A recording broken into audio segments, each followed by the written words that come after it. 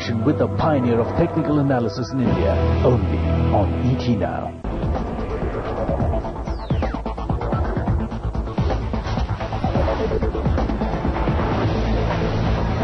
This is the Times Television Network, and you're watching ET Now.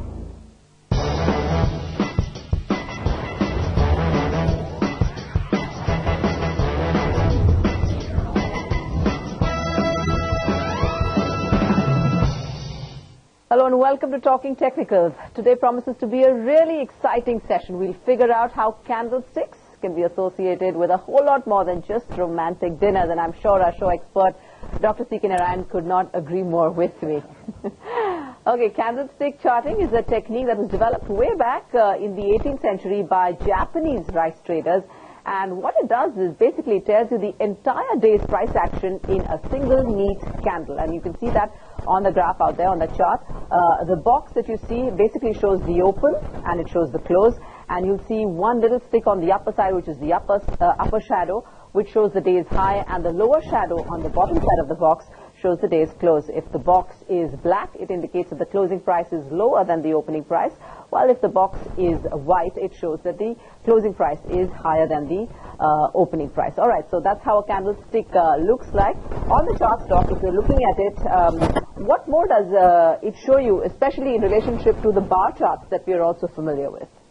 See, the major difference between bar charts and candle charts is in the accent on the 2 points of data, which is the open and the close. Now, of the 4 points of data which is available every day, which is the open, high, low and close, the Japanese candlestick formation actually concentrates more on the open and the close, and it actually widens. See, essentially the 2 charts are the same, except that the range between the opening and the closing price is widened.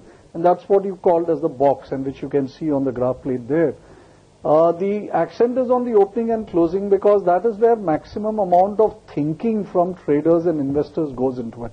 See, once the day is over, you're actually thinking about what are the various things that you could have done, the things you should have done. There are so many inputs, etc. So there's a lot of thinking which goes into the opening. But then together with all the thinking which came into the opening, there are so many events which happen during the day. And then there are expectations for the following day. And all that thinking gets focused on to the closing. Okay. All right. Before we go any further, here's an interesting question. For people who are familiar with candlesticks, which one of the following is actually not a candlestick formation? You have 3 options there. You have the doji, you have the spinning top, and you have the spinning head. So if you know the answer, you know it already. And I think looking at just those names, we'll be learning a little bit of Japanese along with charting today, that's for sure. But the answer there was option C, and that is spinning heads. So there are many things that can give you spinning heads, but not candlestick charting. All right, time to start interpreting the charts. Doc, we can see the box indicated on a candlestick. If it's a long box, what does it show you? A long body is what it shows you. A long body candle is what is more relevant because it shows that the people have been decisive in the market. So when we are looking at candlestick charting, we are essentially looking at whether we have long bodies or small bodies. If you look at the chart of TCS, which I have on for you, it actually shows you when this long body makes a significant set of story for us. In this case, if you see there are these long bodies. Here, of course, it's not blacks and white. I've actually color-coded them to be red for the bearish and green for the bullish. So the red long bodies which you can see are clearly indicative of bears in control of the situation. But after a series of long reds, what you get here is a long green.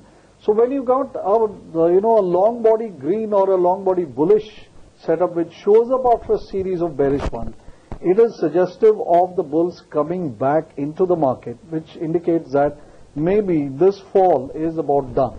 So we've looked at one chart. Is there another chart that we'd like to see to show how black candlesticks can work as resistance levels? Yeah, similarly, if we can look at the chart of OFSS, which I have on here, and you can see that there has been a nice big rise, and the rise has been punctuated with a lot of long greens, which are equivalent of very bullish candles.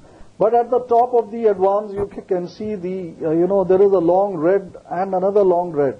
In exactly the same way that I showed you the change from bearish to bullish in the case of TCS, in the case of OFSS here, you have a long upward trend, which is now shifting to the downward because of these red long body candles, which have shown up at the end of an advance. So whether they show, based on where they show up, it will give you an idea or clue you in about a change in trend status. Interesting, and we'll try to patch up some trades for you using that, but right now there's one other part of that candlestick that's very important, and that's the shadow, which shows as the extension lines at the top and at the bottom of the body of the candlestick, and that indicates a lot about the market dynamics, about whether the bulls are on top or the bears. For instance, if you have a long upper shadow, it clearly shows that bulls are trying to take the prices higher because that's the high of the day or of the period on which the candle is made, but they've actually lost out because by the time markets closed, the candle is retraced and the markets closed much below that. That's why you've got a large shadow on top. Is that how it would work, Doc? Absolutely. I think you hit it on the head. The bulls do try to take the market higher, but then supply comes in at higher levels and pushes it down. When it pushes the prices down, that is when a long shadow on the top side gets actually created. And they are fairly visible on the charts. If you look at the chart of India Cement here, now this is a long trend which is going on for many, many weeks, right? This is a weekly chart. So you're seeing at the top of the advance, you're seeing these long shadows on the top side. Yes, you do have things on the downside, but we'll speak about them later. But shadows at the top, when you're reaching the top end of the prices, are indicative of bears coming back or supplies increasing at higher prices, and therefore indicative of lower prices ahead. Right. And the same goes for long shadows at the bottom as well. So that's indicative that the bears are trying to take the upper hand. They're trying to take prices low, so you hit the low, but straight away buying emerges, and by the time markets close, the prices have retraced and gone back up into the body of the candle. So can we see that on the charts as well? Yeah, similar thing exactly on the reverse. Here you will have the shadow on the lower part of the candle, and these are typically seen after a decline. You see there are lower shadows which develop here. Particularly at this low, you have this very long lower shadow which has actually come. The longer the shadow, the more forceful the rejection from that lower level, right? So it shows that very strong demand is lying at the lower end. Again, you have this kind of sell-off after a rise, and again you see the big long lower shadow. So the lower shadow is also an indication of the presence of buyers at lower levels, and that is something a bull would want to see. But this we've seen on the weekly charts, right, Doc? So does that mean that you see more of these shadows more on slightly longer term charts? No, this is the same sort of picture you will see on all the time frame charts, whether it is the 5-minute intraday chart or the daily chart or weekly chart. That's what really makes, the Japanese candlestick style of charting very, very informative. Right. So that's what we had for you in terms of the shadows. Time for a short break. When we come back, we'll talk about the dojis and the spinning tops.